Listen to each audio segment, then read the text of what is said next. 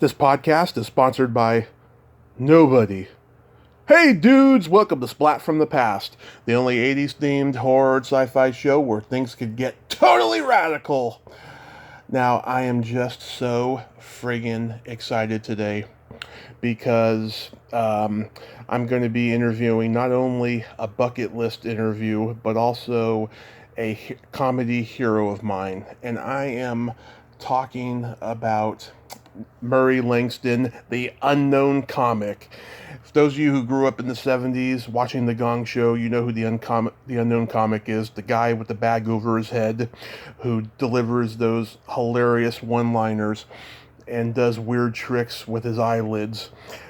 I cannot wait because this guy has been a hero of mine since I was a little kid. And I just cannot tell you how excited I am. Tom Dreesen kind of connected us. He had given me his number back in March to text him, and as it turns out, the number wasn't in service anymore. So somehow I was able to get in touch with Murray on Facebook. I've been Facebook friends with him for over a decade now, and he doesn't really check his messages that much, but he checked mine, and we've been setting this up since July, and I am just so excited. And of course, the guy has lots of showbiz history. He was on Rowan and Martin's Laugh-In. He was on the Sonny Cher Comedy Hour. Gong Show. He was in movies like Jackie Kong's The Being, which led to them making Night Patrol, one of the funniest comedies of all time. He'll be my fourth guest from the movie. And he was also in the raunchy teen sex comedy Stitches, the White Stallion movie from 1986, Lightning, the White Stallion. He made Up Your Alley and Wishful Thinking, and he's just had an amazing career, and we're going to get into all of that stuff today. So yeah, here is my interview with Murray Langston. Hi, I'm here right now, so go ahead and talk. And if you're interesting, I'll talk back to you. Yeah. Hey Murray, welcome to the show. How are you today, sir? Hey, yeah, weird. I just now heard that our fellow Canadian comic Norm Mcdonald died at 61. Are you kidding me? Oh my God, really? Yeah, sad. Yeah. Oh my God, he was anyway, nice guy. I didn't know him that well, but I met him a few times. But super nice guy, and it just came out on the news as like 2 minutes ago. Oh my God, he was my favorite newsman on Saturday Night Live. Yeah. Anyway, so, well, there you go. A nice way to start an interview. Your timing just really sucks. Okay. Yeah. Anyway. I can't tell you what an honor this is, Murray, because when I was growing up, you were a hero of mine. You can. Go ahead and continue. You can tell me, because I just heard you tell me. So you do have the ability, so don't say you can't tell me what an honor this is. But obviously, you can tell me. You just told me over and over again, so continue. I thank you so much for taking the time finally today, and I'm going to start now. So, okay, go for it. Going back in time, were you a funny kid growing up? Looks-wise, why do you think I started to put a bag on my head? Actually, that's not true. The real reason I put a bag on my head is because I had really, really bad acne, and it was cheaper than Clearasil at the time. Okay, that's not true either. Was I a funny kid? No, I probably wasn't. As a kid, I don't remember because it was so long ago. You forget I'm getting old. But you know what it was when I was a kid? I fell in love, as a lot of comics my age will attest to, with watching Martin and Lewis. And that was probably the greatest inspiration for me as a kid to pursue that line of work.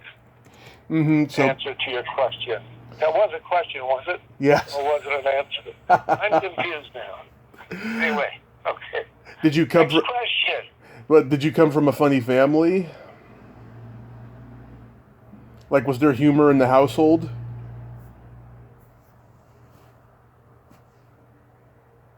Murray? Yeah, oh, there you are. You just disappeared on me. Did you come from a funny household? A funny household. Yeah, we had, our kitchen was actually in the bathroom, and the basement was in the attic. Yeah, so I thought that was fairly funny. Funny how? No, I did not at all. Nobody in my family was particularly funny. I don't think I ever. Maybe it was probably after I got out of the military and I started pursuing it. And I figured if you're going to pursue comedy, you might as well try to be a little funny. Yeah. But I probably didn't figure that out until I was sometime in the military or after, actually. Because after the military, I became a drummer for a few years. So, no, I was probably late in life, come to think of it. Now, it's an interesting question. You've asked me a couple of interesting questions that I've never been asked before. Mm-hmm. So, you confused me. Okay, I'm going home now. Bye. So, you're born and raised in Canada. What part? I was born, bred, and buttered in Turbulent, Nova Scotia, in Canada. But then I spent most of my years in Montreal and Toronto growing up.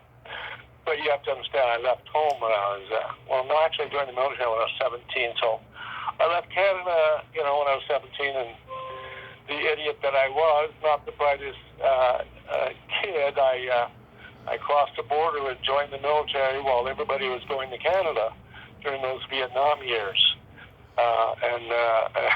Talk about confused. And that's what happened back then. How was the overall experience of the Navy? Did you ever get seasick? No. Actually, it wasn't bad, but I just didn't. To be honest with you, the truth was, it wasn't for me. I joined the military because it was the only way I could figure to come to the States and go to Hollywood. That was my goal. All right, I'm going to spend 3 or 4 years in the military, but I'll end up in Hollywood. That was my goal.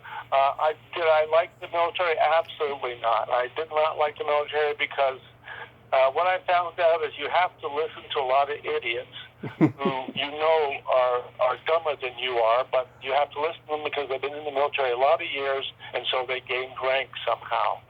And I'll listen to anybody that I think is smarter than me. In fact, I'm listening to you right now.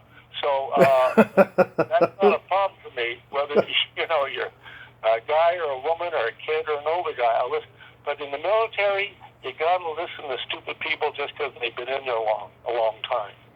And that's the one thing I picked out of the military that I didn't particularly like. And and plus I broke a nail twice, which wasn't pleasant. So it wasn't my thing, but I did it. Right. So you moved out. So you moved to L.A. and then do you start doing stand up in the places, or do you just fall into it? No. I never wanted to be a stand-up comic. You have to understand that. That all happened by accident. My goal, as I mentioned earlier, was to get into some form of comedy because of my appreciation of Jerry Lewis and Dean Martin, and I thought I could maybe get into a comedy team or something like that. But my goal was to be sort of a comedy actor, not stand-up. In fact, the first stand-up I saw in L.A. at the Playboy Club, I remember I went, how the hell do they do that, stand on stage for an hour and make people laugh? I could never fathom myself doing that in those early years. I just went, that's just not a thing I want to do or ever could do. And so I just wanted to be a comedy actor, and yeah, I did ended up, reaching that goal to some degree by being on the Sonny Cher show and the Wolfman Jack show and Bobby Vinton show, and I did a whole bunch of shows, hundreds of TV shows, mostly as a comedy actor. And the stand-up thing happened, after a lot of those TV shows that I had done, and I was like in my 30s then, and I thought, well, I did this acting thing. I said, I'm going to buy a nightclub and have fun. And so I put all my money into a nightclub restaurant called Showbiz, and I specialized in bankruptcy and became very successful, having blown everything in a couple of years. But it was an interesting club. I don't know if you read my book, but David Letterman started out at my place. Michael Keaton was discovered at my place by Harry Colombi. Gallagher started at my place. Wow. Deborah Winger at my place. Yeah, she was a waitress that I got to hang out with.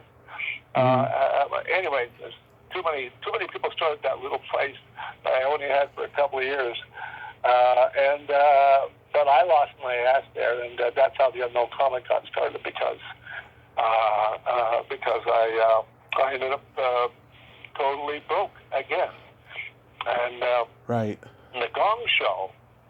If you want me to follow up on that question, go ahead. The Gong Show had already been on the air for about 5 or 6 months, and I'd heard that if you're in the union, which I'd been in because I'd done all those hundreds of TV shows, you got paid.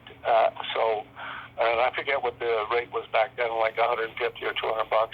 So my goal was just to get that $150 or $200 to get on the Gong Show. But because I had been on all these hundreds of TV shows, I was embarrassed to have anybody see me on this Gong Show. So that's how I came up with the bag. Is I'll put a bag on my head.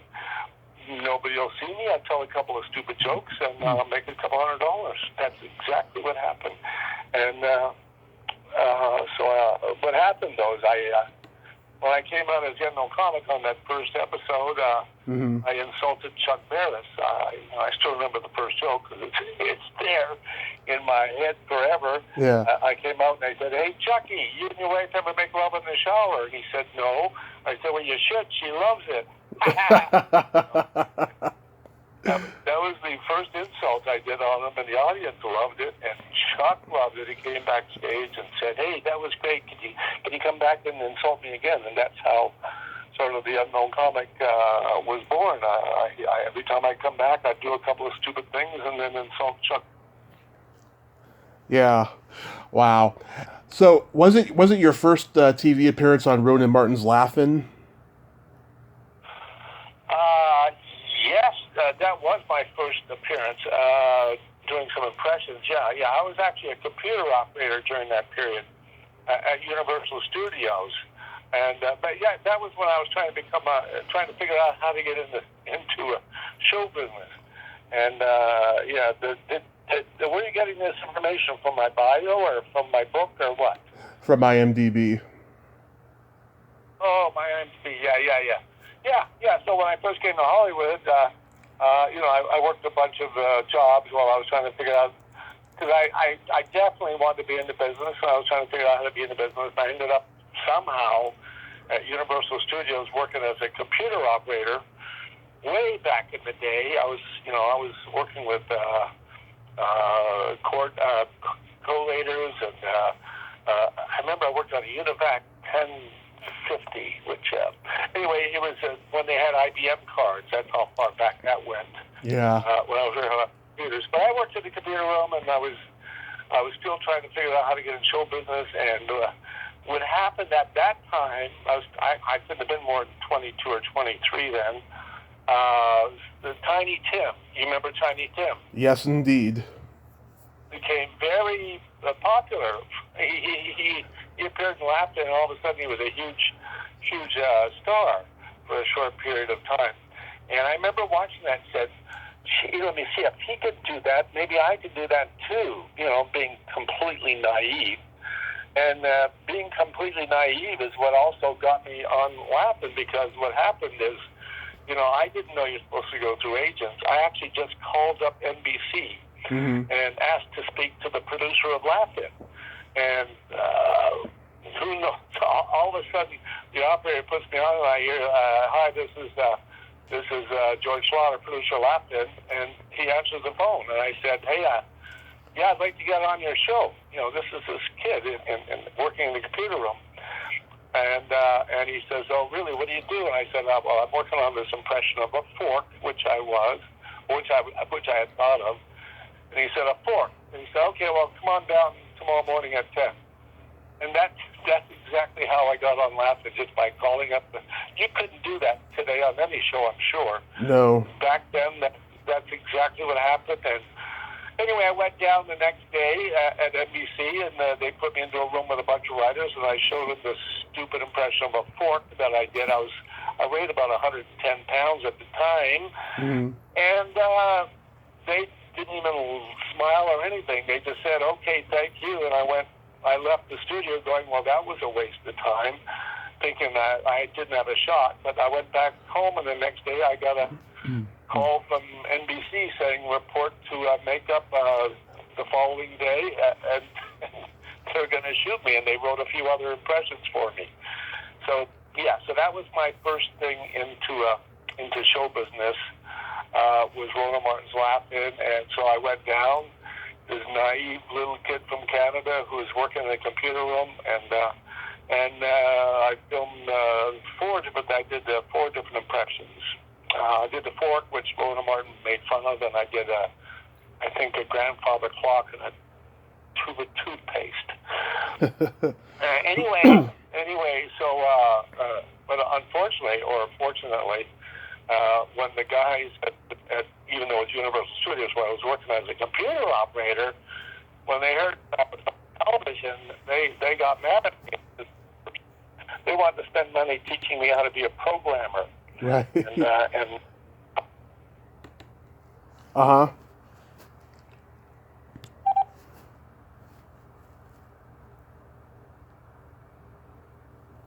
Murray?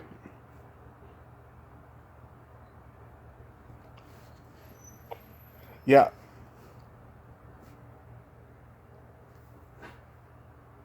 Roger, no, the guy who sang. Yeah. His name now. Country singer. Roger Miller. Remember Roger Miller? Yeah, I remember Roger Miller. Yeah, Roger Miller. And they did a show called Sight and Sound, which was produced by Lloyd Paxton. Man, my brain is actually operating pretty good. Yeah.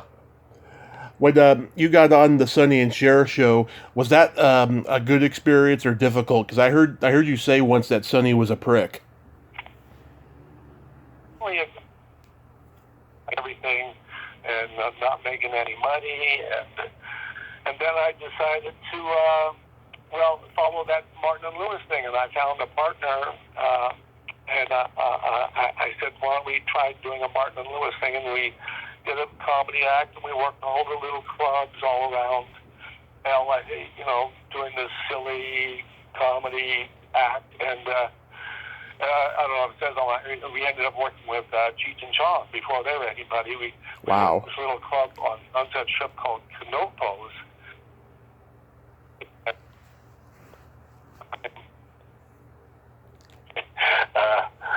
Worked with Cheech and Chong. We worked to like 3 or 4 people sometimes a night in this club, and sometimes each other's act. But so I've known those guys a long time, way back in the day when we all worked together for nothing. For literally a hamburger a night is what we got paid. Wow. And then, it's all interesting, and I still talk to the guys every once in a while. And then I ended up, Red Fox owned a nightclub when Canopos went down the drain. Right. And Cheech and Chong got hugely famous with their album. I went over to started hanging out with Red Fox out of his club and a bunch of friends, and then I met this guy, Freeman King, a black dude that was working there, and I said, why don't we try some comedy routines? And so we worked actually opening for Red Fox at his club, doing a bunch of sketches, really nasty sketches too, because we were opening for a very nasty guy. But again, we were not getting paid any money. This was all through this period. I was just struggling, to get into the business somehow. And in the meantime, I always had another job. In fact, during the Red Fox period, when I was working there all the time, I worked with selling shoes. at J.C. Penney's. Right. I remember that was during the miniskirt craze, so it was a great time for me selling shoes to the ladies. And anyway, what actually happened, so I'm working at Red Fox's Pub, and me and Freeman are doing these nasty sketches, but we're hanging out there, because I never did drugs, but all these acts were there. The Temptations, who I got to know, and what's his name, that had his own show. Anyway, all these acts were hanging out there. And this agent said to us, that she said, hey, they're putting on a show. Sonny and Cher show is going to have a summer show. I could get you an audition for it. Me and Freeman, my black partner, and we went, oh, yeah, well, great. So we went down and auditioned for the Sonny and Cher show. I mean, again, this is just out of the blue, out of nowhere. And so we go into this room, and we had no clean material. We just did this nasty stuff. Mm-hmm. And again, the two producers, who were Chris Beard and Alan Blind, looked at us, and then the guy says to me, he says, weren't you the fork on Laughing? And I said, yeah. And he recognized me because he was one of the writers on the Sonny and Cher show, on Laughing, when I went in and did that stupid fork impression. Yeah. And here, 2 or 3 years later, he's now producer of the Sonny and Cher show and recognizes me as the fork. Who knows if that had anything to do with anything, but they ended up, we walked out of that room again feeling we didn't have a shot at the Sonny and Cher show. And the next day I got a call, and we got the Sonny and Cher show. And the next 4.5 years, I'm working on a major television show. So that's how weird and may seem like easy, but I guess lucky. But it wasn't that kind of luck where you're out there, struggling all the time, and you get lucky. And and that one thing led to the other. Next thing I would know, I was doing all kinds of TV shows back then. So I was very lucky. I ended up doing over 800 television shows altogether. So wow, not a bad little outfit. Yeah. Was Steve Martin writing for the Sonny and Cher show when you were there? Steve Martin was writing for the Sonny and Cher show, and he appeared in a lot of the sketches. And I wrote in my book because I have a book called Journey to the Unknown, which is, you can get it on Amazon or through my website, the realunknowncomic.com. But I wrote a book, and it details all that stuff. And Steve Martin was a writer on there, and it wasn't. And I remember he used to ask me and another one of my friends to stop by his house sometime. And one time we went over to Steve's house because he seemed to be like a real lonely guy. Right. And we went over to his house one time, and because he kept saying, "Why don't you guys ever stop by?" And we knocked on the door, and we heard banjo playing. We go in there, and he's playing the banjo the whole time we're talking to him, and he's asked if we want any water. We thought he was really boring to be with, and all he did was, because he's a masterful banjo player, was play the banjo the whole time we were hanging out with him, visiting him. Hmm. But, of course, and then Steve became hugely huge, and, but we, again, I ran into him over the course of the years, and he was always, nice guy, but he became, huge. And so, all these guys that I hung out with, whether it's Jay Leno or David Letterman, all these guys I hung out in the beginning, all became huge. And Robin Williams, too. Robin was one of the guys I used to hang out with all the time back in the day. Yeah. Did you? Again, go ahead. I was going to ask, did you know Tony Mordente? Of course. In fact, I just called him for the first time, about 3 or 4, maybe 2 years ago. Somehow he came up, and I had his number, and I called him and said, "How the hell are you?" Yeah, he was the choreographer on the Sonny and Cher show for 4.5 years. I just talked to him like 2 weeks ago. Oh, that's funny, because I talked to him about 2 years ago was the last time, but I hadn't talked to him in maybe 15, 20 years. Yeah. Or 5 or 30 years. And he actually sounded like he was having a hard time from talking to him. Things weren't going that great, as I recall.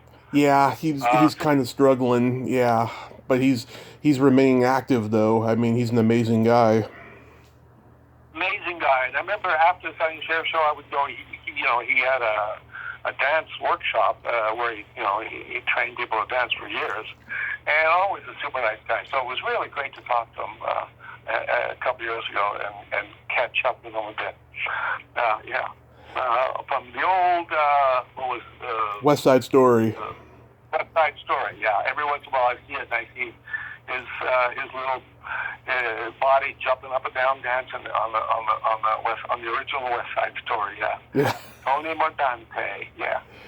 Do any guest stars stand out to you on the Sonny and Cher Hour? Well, yeah. I mean, obviously, Jerry Lewis stood out to me because every time he would come and give us all a gift, and because that's the guy that inspired me. And by the way, Steve Martin also is quoted as saying that watching Jerry Lewis is what inspired him also. Right. As a lot of comics from my generation, I guess, were inspired by that silliness that he delivered in all those early movies, even though he turned out to be a little bit odd. But I got to know him and hang out with him, and in fact, he came to one of my shows in Vegas, and I made him laugh, which was pretty cool, and watched my entire show. And he had me on the telephone where he had everybody had bags over their heads. Yeah. I got to know Jerry Lewis fairly well, though I wouldn't have wanted to be related to him. Yeah, that's what I heard. One of his sons is writing a book about him right now where he reveals all. I can't wait till that book comes out. I've met a couple of his sons. In fact, on the Sonny and Cher show, I remember he had, and he treated them like a slave. Give me that, and yelling at him all the time. And that's what I said. I'm sure glad I'm not. But Art Carney, that was a classic guy, because the first show I did on the Sonny and Cher show, I had to do a whole song and dance routine with me and Art Carney. I have pictures of it somewhere. So you can imagine this little kid from Montreal, who was a huge fan of the Jackie Gleason show. Here I am in my 20s, all of a sudden doing a whole song and dance routine, just me and Art Carney on the Sonny and Cher show. It was pretty friggin' amazing, I gotta say, at that time. But I got to work with so many people during those years, including our good friend O.J. Simpson, which I have a picture of me and him on the show too. He was a real cut-up in so many ways. But anyway, I worked with so many people during those years, and it was a very, very cool period of my life. Did your comedy partner stay in the business, or did he leave? Freeman stayed in the business after the Sonny and Cher show, and he did a show for Merv Griffin. I forget, it was Dance something. I think it was Dance Fever, where he was a co-host. He ended up doing several little movies. He did the Buddy Holly story. He played the road manager in there. And then he died on his 59th birthday. That's like about 18 years ago now, which was shocking, because he ended up being one of my best good friends, and it was really, really, really hard news for me when I heard he was just driving in his car and with his girlfriend, and on his birthday, on his 59th birthday, and he grabbed his chest and said, "Oh shit," and then keeled over, and his girlfriend freaked out and had to pull the car to the side of the road, and he just died of a heart attack instantly. Oh. And, that was quite a shocker. Yeah.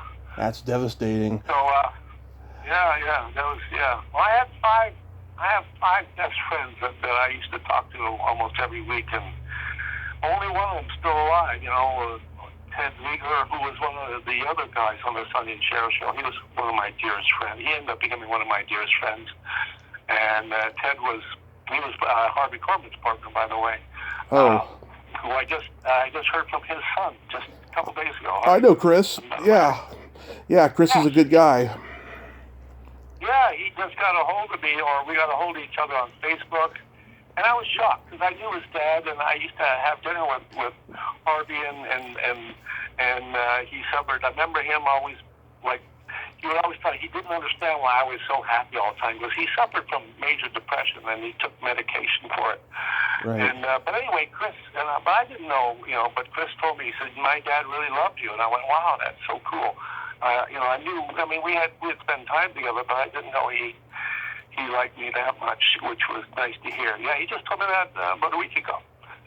So that was nice to hear. But anyway, Freeman, Ted was one of my best friends. Another friend, you wouldn't know, Jimmy DeLeese. He passed away. And then, Pat Paulson, you probably remember him. Of course. Your chemistry with him in Night Patrol was just unparalleled. You and him were so funny together. Yeah. Well, he was another one of my dearest friends, and I was very sad that he left so early. Well, in the 70s, but shit, that's a while ago for me now. I just turned 77, but I still feel like a punk kid. Were you close to Chuck Barris? I was not socially close to him at all, no, but he was always very friendly. And he always told me, if you're ever in New York, call me. I had his number, and he'd take me out to lunch, which he did on several occasions. Went to New York, and then I did a roast film over there at the Friars one time, and hung out with him and his then wife, Mary, same name as my daughter, his wife Mary, and he was always extremely nice to me. So. But socially, no, didn't go hang out with him, but except, like I said, lunches every once in a while in New York. He would take me, and then I did that movie for him, that Confessions of a Dangerous Mind. Oh, yeah. Which he wrote, and then George Clooney directed, and I ended up doing that, and hung out with him and George Clooney in Montreal, which is coincidentally, they shot the movie in the town I was raised in. And there they are shooting the movie, and George Clooney at the time was dating my niece's best friend, which was a weird circle. Yeah. Weird how things all turned out. Anyway, and again, that's a whole other history. Fun thing.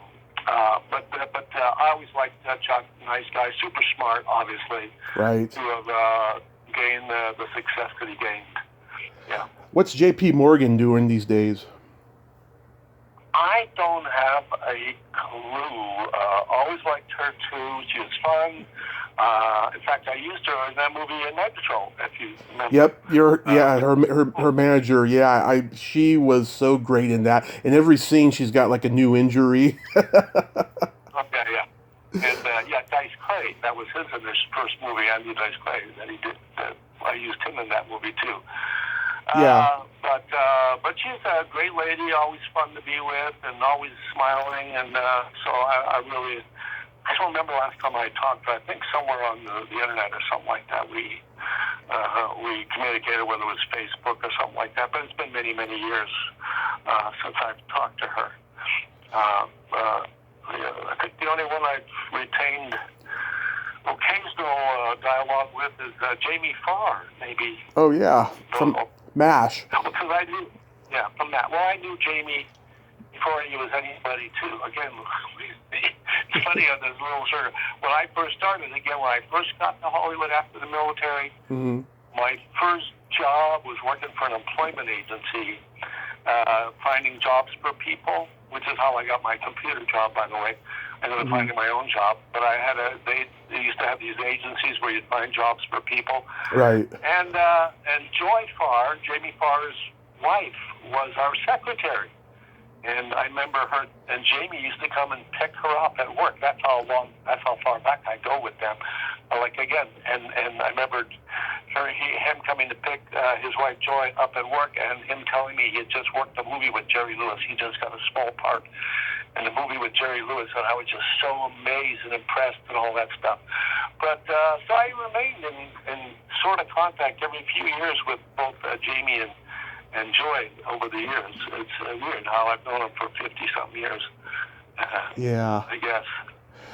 So when the Gong Show took off for you as the unknown comic, then you started playing the Comedy Store? The Comedy Store, when the Gong Show took off, I'm trying to think. No, I think the Comedy Store happened before, way before, because I was trying to work with a partner, and then I started hanging around the Comedy Store. Yeah, but then I started doing the unknown comic there.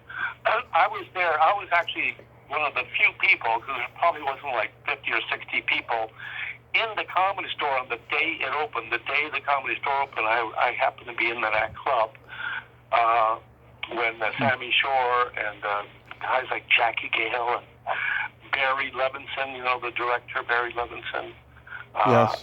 was there because he was part of the comedy team back then.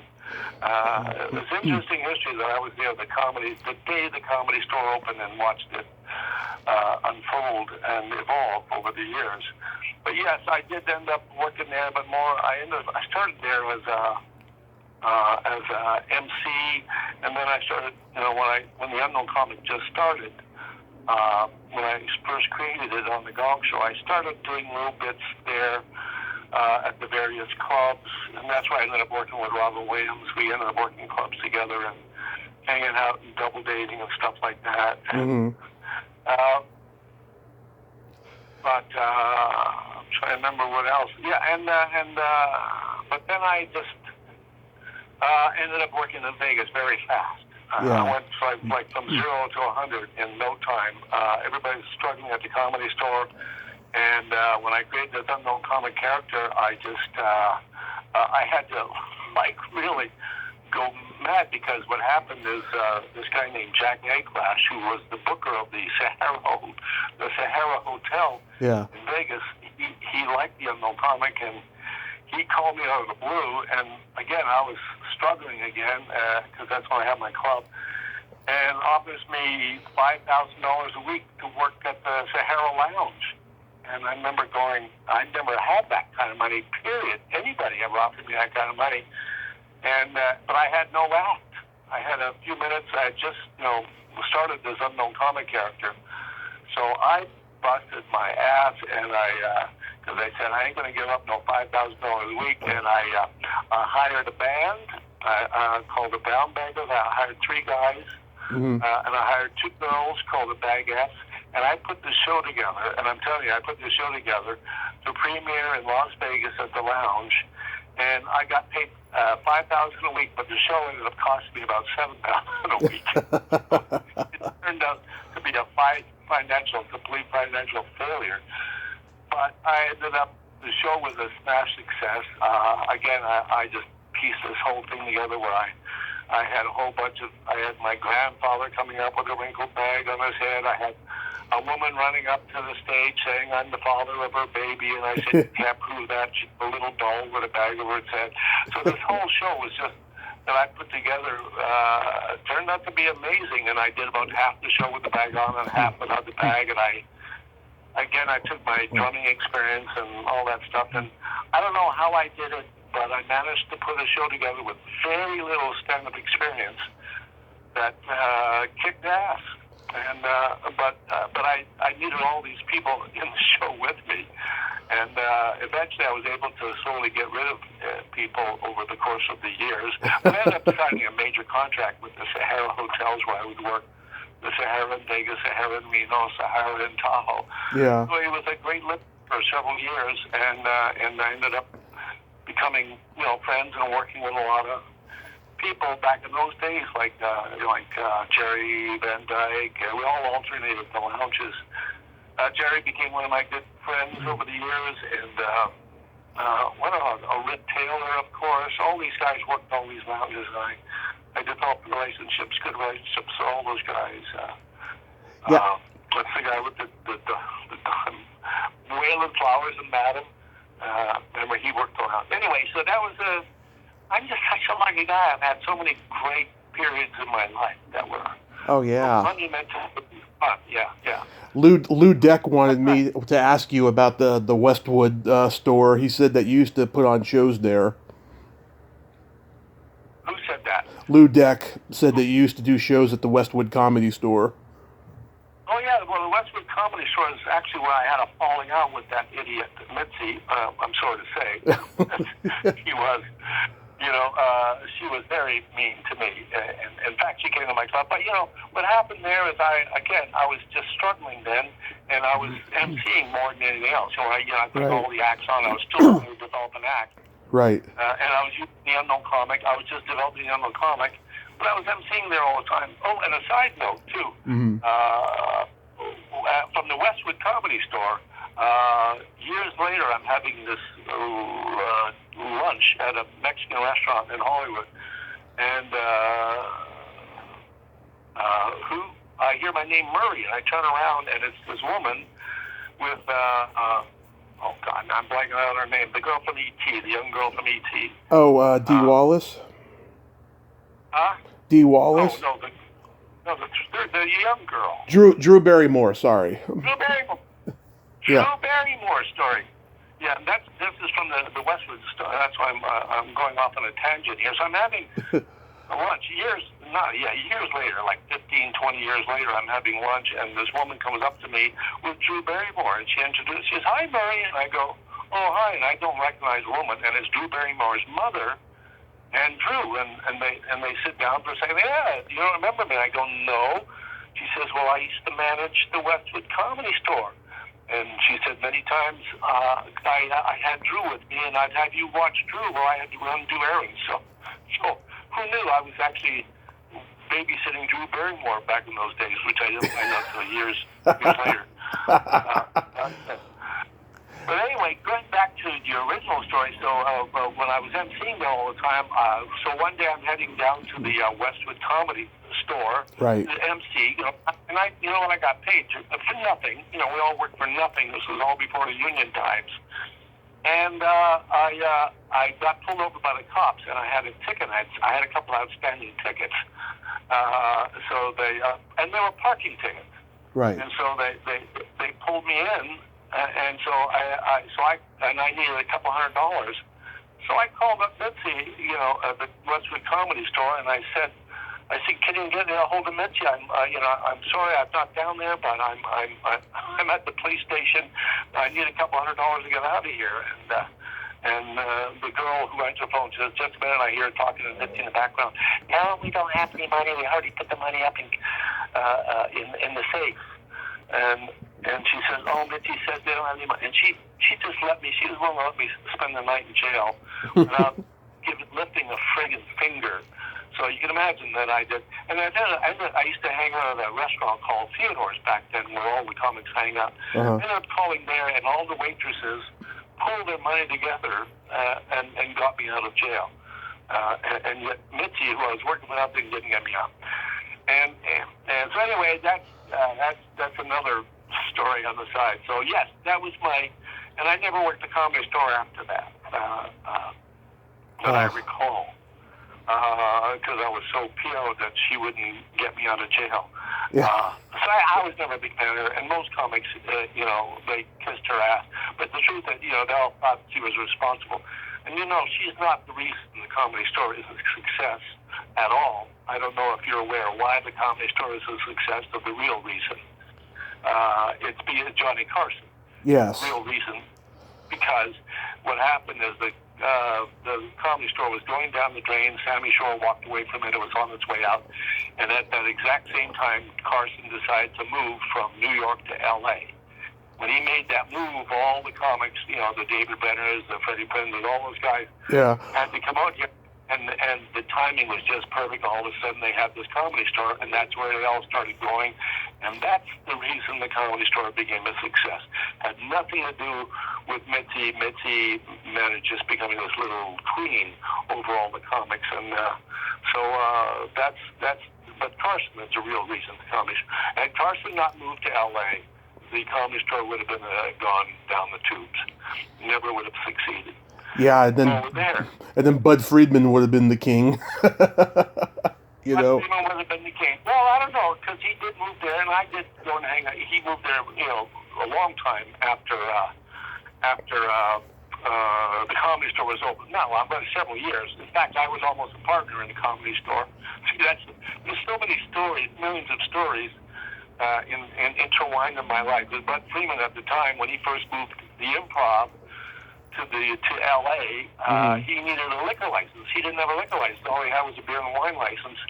And that was when I had my club, and my club was going down the tubes. So he asked me, he said, "Why don't you give me your liquor license?" And he was going to make me a partner in the Improv. I could have been a part owner of that friggin' place. And I said, okay, because I was trying to sell my place, but nobody was going to buy it. And then suddenly I had a buyer. I came in and bought it, and which I'm sorry they did, because I didn't get paid that much for it, but it got me out of hock, the buyer, and so I ended up not being but 3 months partner. But I very close became part owner of the Improv. That would have been a trip.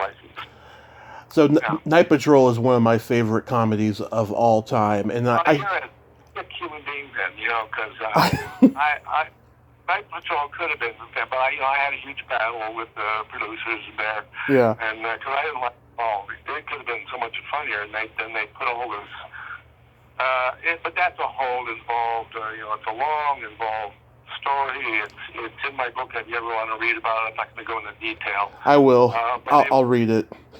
Yeah, I mean, Yeah. I've talked to 3 people from the movie, and they said they enjoyed working with you. Well, that's nice, yeah. And why not? I'm a really nice guy. Or a woman, depends what I wear, but we don't need to go there. You seem to be close with Linda Blair. You've done a couple movies with her. How long have you known her for? I've known her 100 years, since she was maybe 15.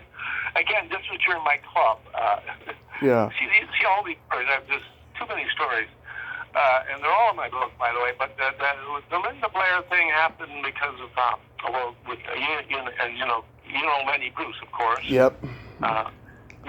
Kitty Bruce, his daughter. Do you know Kitty? I know. I'm aware of her. Yeah. And Sally Wade, or what's her name? Sally Wade or Sally Marr? Yeah, Sally Marr. Was his mother. Again, now they were all part of my circle. But I ended up, dating Kitty Bruce for a while. But Kitty, I first met Linda with Kitty. They both came into my club. But it was a restaurant, so they could come in and eat, and for the entertainment, and because Kitty at that time was dating Freddie Prinze, and Freddie came to my club and worked out it a few times. Right. So that's how I first met Linda, and we became very fast friends, and personal friends. A lot of people thought we dated over the years. We were never an item like that, but we've been like brother and sister for many, many years. To this day, I still talk to her once in a while. We always tell each other we love each other. But she's actually lived with me on occasion when she's had a rough, but not again platonic. She's lived with me and my wife, as a matter of fact, during one of my daughters, who helped me raise one of my daughters. So we like I said, Lynn and I became very close, and now Kitty Bruce and I became really close too. For other reasons, after Freddie Prinze and her broke up. And in fact, my one and only time to go to the Academy Awards was with Kitty. Kitty and I went there when the movie Lenny was up with Dustin Hoffman. And Kitty invited me, so that's my one and only time. And going to the Academy Awards was with Kitty when the movie Lenny was up for an Academy Award. I met Linda 5 years ago at a horror convention, right? And she had a line all the way out the door. And, it wasn't the best interaction I've ever had with somebody at a horror convention, but I'll tell you, I get why. I mean, when you're part of a huge, iconic horror film like The Exorcist, there's a lot of unruly people who are coming out of the woodwork to want to talk to you and, be creepy and all this stuff, But, I think that you at the end of the day you got to be humble because you're lucky that you even have this kind of attention. Yeah.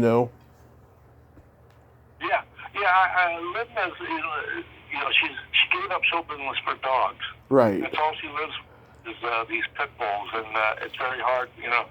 When I go over to her house the last few times, I have like 40 or 50 pit bulls in front of you. It's just like weird. But she's had some major health problems lately too. So several years. So she's been very much under the weather in many respects. But she's a good girl, and like I said, she's always been like my family, and always will be. Yeah. Oh, that's wonderful. Do you have a story about working on Stitches? Stitches. Man, that's another weird movie I just barely recall. I think I played played some sort of gay guy in that movie. Yeah. Was that Parker? Yeah. Your name is Ramon, and you're like a medical school instructor, and you're having all the guys line up to have a penis inspection, and you're like, "Where's the beef?" Oh, there it is. I don't remember that so long ago. Yeah, I think it was Parker Stevenson was in that. I don't remember anybody else, but yeah, Parker. I don't think I've seen. Parker. I don't think I've even seen. Yeah, I used to see it like late at night on USA Up All Night back in the 90s, along with Night Patrol. That used to be on there too. You also did Lightning, the White Stallion with Mickey Rooney. Yeah, Mickey Rooney. Yeah, that was a friend of mine. Bill Levy directed that, and he just called me up to do that because he did a movie called Skate Town USA, which was a movie I did for Bill, and then he did that, which was so interesting because in my book, Bill, what's his name? Mickey Rooney was the first celebrity I met. Right. When I was like probably 11, 12 years old, and he was a complete jerk. Speaking of jerk, yeah, he was at this Italian restaurant in Montreal, and a friend of mine said, "Hey, Mickey Rooney's at this restaurant." Yeah. And I went down. It was the middle of winter, and I stood outside, and everybody knew, and I was this little kid, I don't know, 12 years old maybe. And he came out, and I tried to talk to him, and he was just a complete asshole. And so it's so interesting that this, and I wrote that in my book, how he was my first celebrity. He was such a jerk to me. And then when I went to the set of the movie, when he was working on this movie, for my friend Bill, who was directing it, he was a complete jerk on the set. And my friend had the hardest time directing him in that movie. And then, interestingly enough, now I did a movie, my first little movie called Up Your Alley. I don't know if you heard of that movie. I remember that movie, yeah. That's about homeless people, which Linda Blair is in. And that actually made the theaters, and I shot it. I produced it myself and made it for $100,000. Took a loan on my house and did it. And the movie made the theaters and made me some money and made Linda Blair some money. She was in it.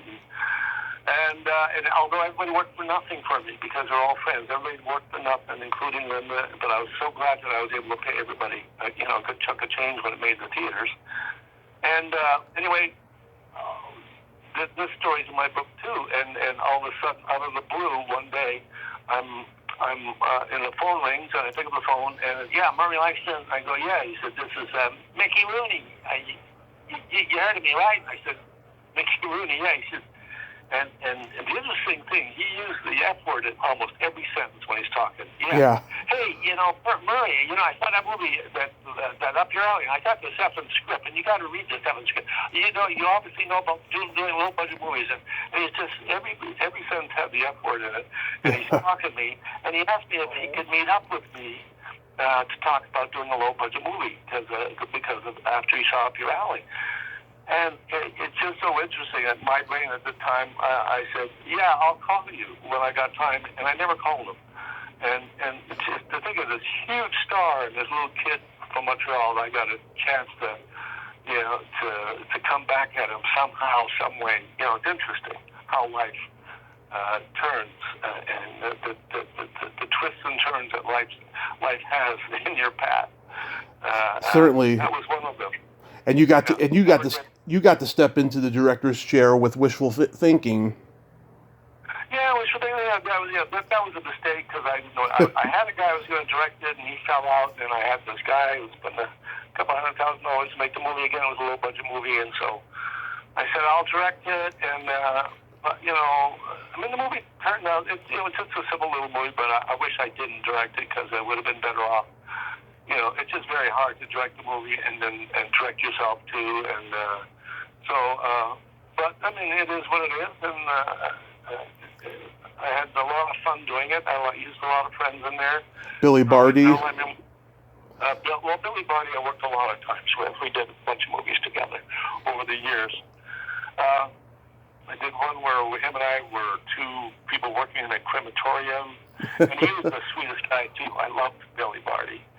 Who else? Charlie Brill was in there, and Ruth Budgie, of course, who was my 50-year friend too, Mm-hmm. one of my closest friends in there. And again, my life has always been about having fun, and everything I've done, I've just had fun, and making money was never what motivated me in any way, shape, or form. That's So good. I'm going to have fun doing it. And I've done so many things that were fun that didn't make a penny, but I've always, had fun doing it. And that's what I'm getting ready to do now. I'm getting ready to do stuff that may or may not money. I'm nonstop, like an engine, always doing something. Yeah, that's great. Yeah, I gotta tell you real quick. When I was a kid, I used to rent this VHS tape that you did the Unknown Comedy Show, and you did stand up on there, and then you did sketches. I remember you had this one sketch where you like your bag gets lit on fire while it's on your head, and a disclaimer comes up saying, "Warning: Do not try this at home unless you're stupid." Oh yeah, that was with Johnny Dark and James Wilder, who did all the juggling in that. Oh yeah, whatever happened to that guy? He was amazing. James is amazing. We're still very good buddies. We talk maybe once a year. We get together. He ended up becoming a fairly. He did a couple of TV series. He ended up living with what's her name? The girl from I blank on her name. The show. Let me see what's. She has the big hair. She was in what's the show? The bar show. Cheers. Cheers with Edmund. Cheers. Yeah. What's the girl that replaced? What's her name? Oh, Kirstie Alley. Shelley. No, the one that replaced Shelley. Yeah, Kirstie Alley. She replaced Shelley. Yeah, Kirstie Alley. There you go. Why did I just get her name? So he ended up living with her for like 4 or 5 years, and so I got to see her. But she was she was like a major. She was a major into that religious cult thing too, along with Tom Cruise. Scientology. Yeah. Scientology. So she was always. I mean, in fact, I went to her. I think 45th or 50th birthday party at the major Scientology thing in Hollywood. I took my daughter Maya there, and anyway, so that's James ended up being with her. He appeared on her show. He did a series where he played a lawyer. He did a lot of little, B movies, but he's always done well. But he's multi-millionaire in real estate. He built houses all over the hills and has them all over the place. He's very, very successful in real estate. Probably worth 50, 60 billion easy. That kid juggler and I saw him on the streets juggling when I first saw him. Yeah. Nice. So your memoir is called Journey Through the Unknown. It's been out for a while. What made you write it? I was bored for a few months, and said, let me just go ahead and. Actually, it was a friend of mine at the time that I was dating that suggested I should write it, and I said, yeah. And I wasn't doing much, so I just, it took me several months because you just write a little bit at a time. And because I never thought of myself as a writer, never thought I could, and because I only went to 9th grade, so I left school when I was 15, so I was on my own a long time. So, but anyway, yeah, I'm happy with the book, and everybody that's read it seems to like it a lot. So I'm sort of proud of it. But again, what can go wrong? Well, just a few stories I've told you, which is a whole bunch, and there's hundreds of other stories along those lines in the book. It's really a book about name dropping of all the celebs that I got to hang out with. Whether it's, how many people say they spend Christmas Eve with Lucille Ball? Yeah. I grew up in a little town, so I got to spend Christmas because I was dating her daughter Lucy at the time, and there I am all of a sudden. I'm with Lucille Ball in her house having Christmas dinner at Christmas Eve. Or how many people were threatened by Frank Sinatra, called up on the phone by Frank himself and threatened, did Jim Carrey's first TV series with him. Just the list goes on and on of all the people I've had to work with and associated with and been friends with over the years. So it's a nonstop list of, and that's all in the book. It's just nonstop of name dropping. But the book actually, what it does is it details each year of my life from the year I was born. It details the ups and downs of each year of my life, from the year I was born Right. up to when I wrote it was about 5 years ago, when I finished the book. And so, the first 20 years are all of, me struggling and in the military and trying to get into business and playing in a band and all the struggle years. And then when I finally get into show business, all the highlights. And then the years later, having a daughter with Down syndrome, which was, one of the highlights of my life, obviously. And my other daughter was, interestingly enough, follows in my footsteps. My 30-year-old daughter, Maya Marie, who, like me, I was fast. I was obsessed with Jerry Lewis. She was obsessed with Britney Spears when she was 10, 11 years old. And then, I ended up working with Sonny and Cher with Jerry Lewis on the Sonny and Cher show. 10 years later, my daughter is Britney Spears' background singer on 3 of her albums. And it's just weird how our lives parallel each other, only hers in the music business.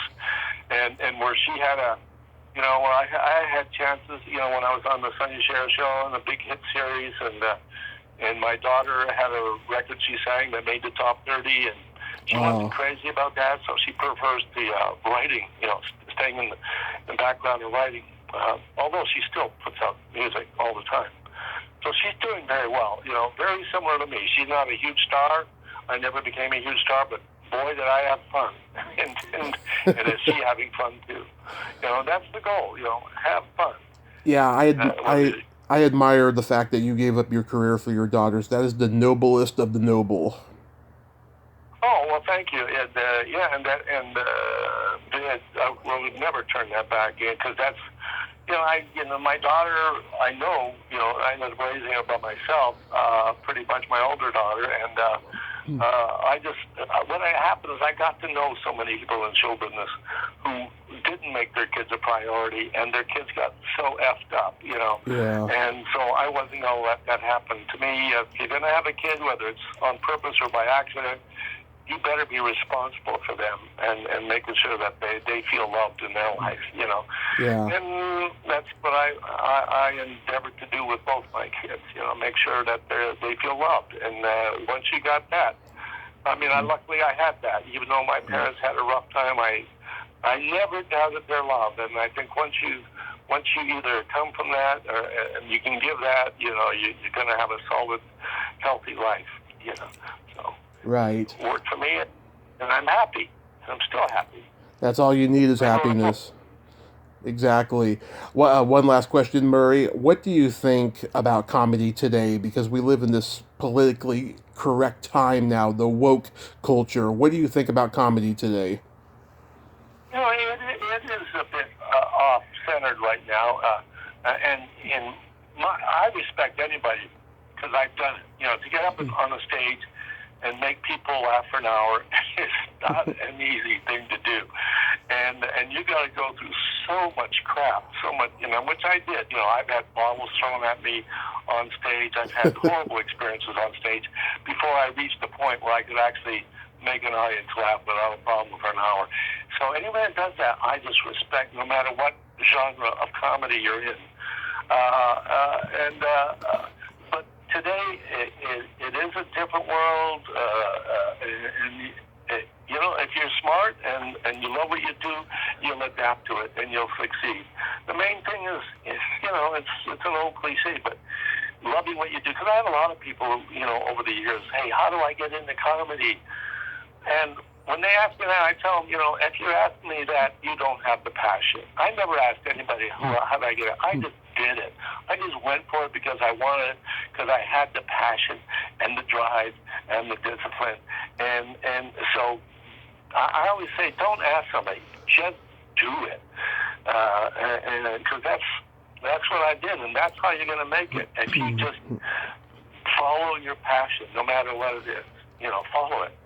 And my daughter, I watched her follow her music passion, and she struggled for 8, 10, 12 years not making a penny. But I saw the passion. That's all she wanted to do, and she worked at it every day. And now she just bought a house, and she's doing great. And so, like I said, she seems to have the path that I followed in to some degree. And I remember when she was a little girl, everybody said she looked like a little boy, until I had the penis removed, and it changed. Anyway, so. Murray, you're a national treasure. Thank you so much for coming on today. Just means a lot to me. Okay, well, I'm glad it means a lot to somebody, okay? It didn't mean crap to me. He just took an hour out of my life. I could have been spending touching myself inappropriately. But that'll have to wait, I guess. Maybe later on today. All right, buddy. Good talking to you. Thank you. And you enjoy your life. That's the most important thing. Enjoy not just every day. Try to enjoy every minute, because that's what I have to. Enjoy every minute. And I enjoyed every minute of this interview, all right? Oh, thank you, sir. And God bless you. Have a great day, and please stay safe in this pandemic. Yeah, but I'm an atheist, so... God bless me. He's probably mad at me now. In fact, I was dating this atheist right recently, and it's weird, because, every time she has an orgasm, she screams out, "Oh, my non-existent supreme being," which is really weird. And of course, after a couple hours, she was yelling, "There is a God." But you never know. Still got what it takes. All right, you take care, buddy. All right, Murray. Bye-bye. Well, there you have it. Murray Langston. Ain't he a cool dude? My God, that was a good joke. I like that joke. I am so blessed I got to have a great conversation with him today. And God, that is so sad about Norm Mcdonald. Oh my God. I gotta go find out what happened to him. Rest in peace, Norm. You were the best newsman on Saturday Night Live as far as I'm concerned. Well, until next time, this is Tommy Throwback Kovac saying, there's no shame in living in the past because the present sucks. Later, dudes.